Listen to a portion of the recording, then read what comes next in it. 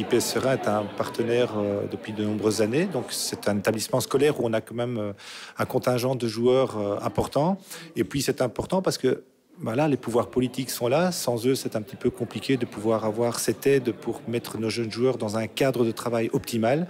Et je pense que c'est un honneur aussi pour nous de représenter le club et d'être présent pour cette collaboration. Voilà, c'est tout simplement ce mariage-là. Nous avons toujours voulu marier sport et enseignement et ne pas exclure l'un par rapport à l'autre.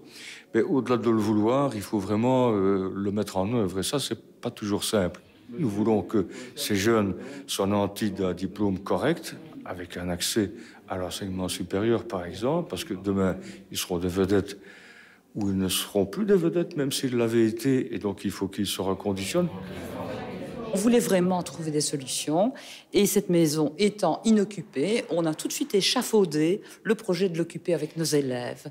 Pour nos étudiants, c'est important d'avoir un cadre de vie impeccable, d'être bien à l'aise, de pouvoir poursuivre ses études de manière positive et vraiment tout a été mis en œuvre.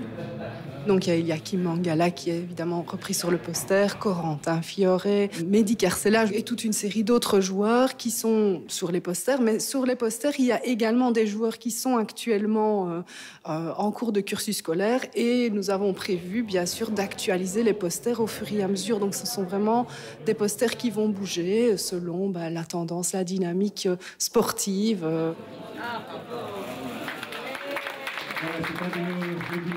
Mais la maison des sportifs est surtout quelque chose qui est fait pour les sportifs. Donc ça veut dire qu'on va un petit peu isoler les sportifs parce que ce sont des gens qui ont un rythme de vie qui est vraiment très très exigeant.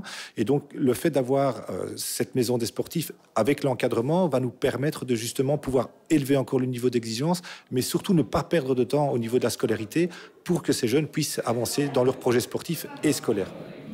Il y a une vingtaine de joueurs et il doit y avoir plus ou moins 5-6 joueuses, donc du standard féminin. Donc c'est aussi important de le dire. Elles font partie intégrante du projet. Elles sont sportives espoirs et donc elles ont évidemment aussi accès à cet espace. C'est un espace de remédiation peut-être, mais c'est surtout un espace relationnel. C'est pour ça qu'on l'appelle maison. C'est leur maison. On a envie qu'ils s'y sentent vraiment à l'aise, qu'ils aient envie de travailler leur cours aussi, parce que nous ne nous voilons pas la face. Nous sommes dans une école, même si c'est une maison, et à la clé, il y a des exigences pour la réussite. Ce sont des étudiants qui vont présenter, comme n'importe quel autre élève, leur CESS, des épreuves externes qui ont toute leur importance pour la suite. Parce que pour la suite, on a quand même des étudiants qui poursuivent leurs études dans l'enseignement supérieur. Il ne faut bien sûr pas oublier tous les joueurs qui sont passés par cet établissement scolaire-ci et qui n'ont pas eu la chance de réussir en tant que footballeurs professionnels, mais qui sont partis sur le chemin du travail et qui font une multitude de boulots différents, mais qui sont arrivés aussi à quelque chose dans la vie grâce à la formation et à l'enseignement du Standard de Liège et des écoles partenaires.